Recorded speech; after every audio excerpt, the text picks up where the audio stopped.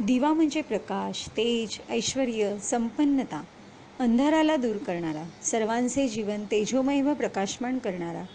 अशा या दिव्याबद्दलची कृतज्ञता व्यक्त करण्यासाठी ही छोटीशी दीपपूजा. भारतीय संस्कृती जी आहे की नाही, या भारतीय संस्कृतीमध्ये आपल्याला नेहमी असं शिकवलेलं आहे की जे जे आपल्याला मदतीला येतात, जे जे आपल्याला उपयोगी पडतात, त्या सर्वांच्या बद्दल आपण कृतज्ञता व्यक्त केली पाहिजे.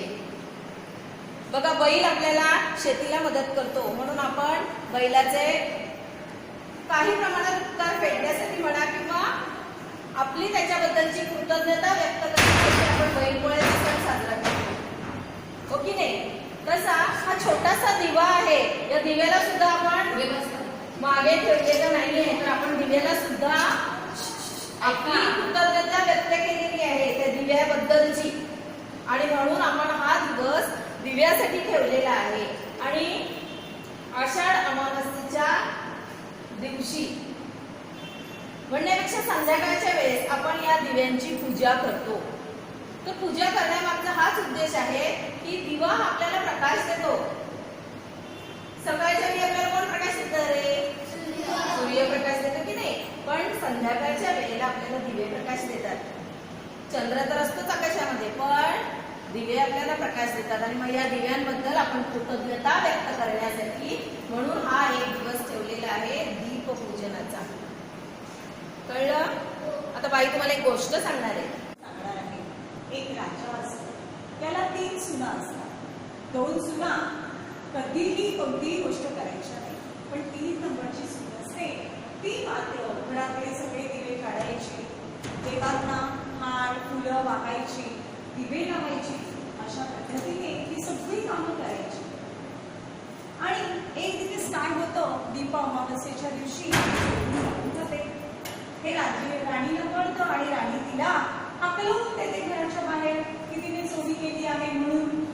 आणि त्या दिवशी मात्र एकही दिवा घासला जात नाही, दिवा लावला जात नाही, त्याला नैवेद्य दाखवला जात नाही.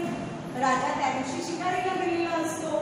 एका झाडाखाली राजा बसतो, त्या झाडावर सगळ्या गावातले दिवे आलेले असतात, राजाच्या पण गावातले दिवे आलेले असतात. आणि मग राजाच्या घरातला दिवा खूप असा उदास बसलेला असतो.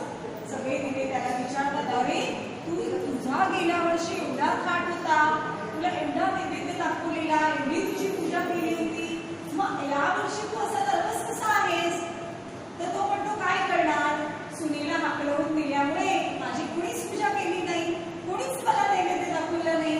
राजाने सगळं ऐकतो आणि राजाला खरं खरं काय ते कारण कळतं की सून आपली खूप चांगली आहे, ती लहान आहे म्हणून तिला भूक लागली, पण आपण तिला हाकलवायला नको. म्हणून राजा तिला थाटामाटाने पुन्हा राजवाड्यामध्ये घेऊन येतो. आणि मग ती सून सगळे दिवे पुन्हा घरातले बाहेर काढते, त्यांना घासते, पुसते आणि त्याच्यामध्ये तेल घालून तो प्रज्वलित करते. असा हा दीपपूजेचा आजचा दिवस आहे. तुम्ही सुद्धा तुमच्या घरामध्ये दिवाळीमध्ये आपण दिवे लावतो की नाही, दिवे आणतो की नाही, मग ते दिवे आपण असेच ठेवून देतो.